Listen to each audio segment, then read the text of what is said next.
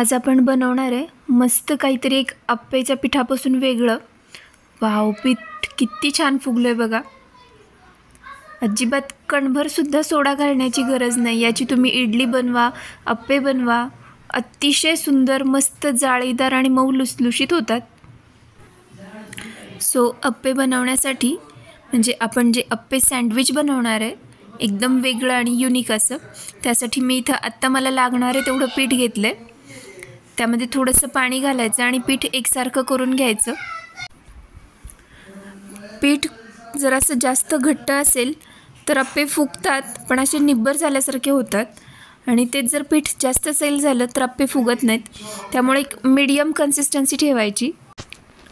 थोडं थोडं पाणी घालून छान असं हलकंसं पीठ करून घ्यायचं।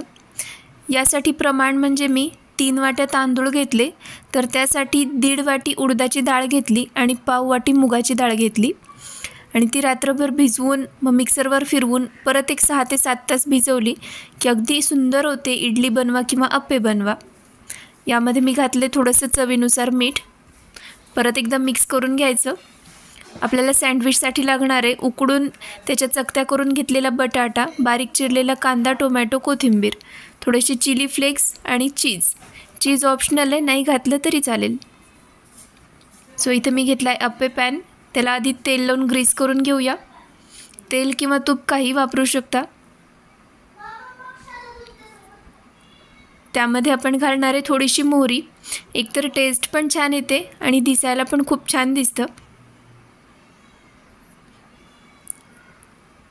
सगळ्या साच्यांमध्ये मी थोडी थोडी मोहरी टाकून घेतली।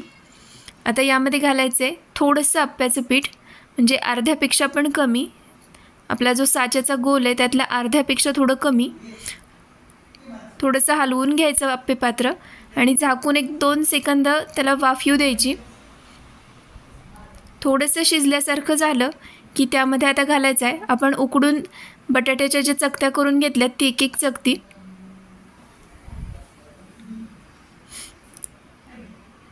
प्रत्येक याच्यावर एक चकती ठेवून घ्यायची। हे पण ऑप्शनल आहे, नसेल आवडत तर नाही घातली तरी चालते, पण खूप छान लागते घातल्यानंतर। त्यावरती घालूया थोडा थोडा बारीक चिरलेला कांदा।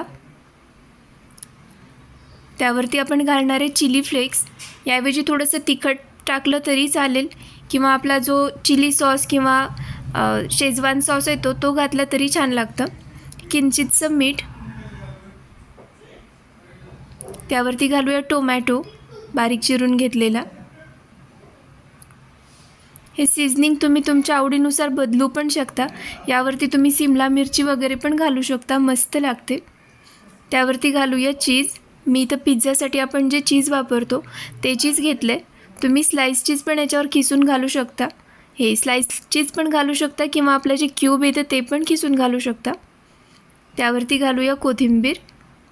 आत्ताच बघा ना किती मस्त दिसते। एकदम काहीतरी वेगळी रेसिपी तयार होते, मुलांना तर खूप आवडते।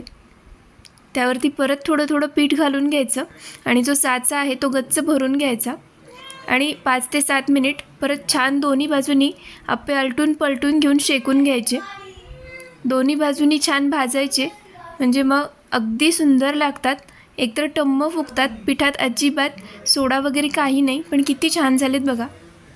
आणि आपले मस्त असे सँडविच अप्पे रेडी आहेत। तुम्ही नक्की ट्राय करून बघा आणि मला कमेंट करून कशी वाटली रेसिपी सांगा। थँक्यू।